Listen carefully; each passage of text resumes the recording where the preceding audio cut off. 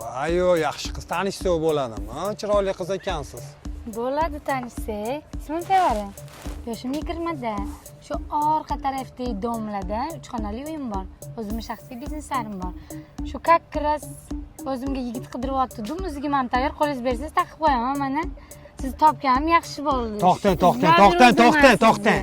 Ssenariy bo'yicha men sizga gap otishim kerak. Siz o'tib ketishingiz, so'kib ketishingiz kerak edi. Tushunmadim, nimasi bu? Ola, gapirasizlar-da, gapinglarga despa qila olmaysizlar. Oxirgi paytlarda o'zi shunaqa bo'lib qolyapti. Bolalar bilan qizlarning joyi almashgan. Nimalar deyapsan? Hop o'zi nechinchi yil bolalar takoy qizlarni o'rab yoqib tashlaydi? Men bilishimcha 91-yil akalar legenda. Qizlarni cho'tka o'raydi.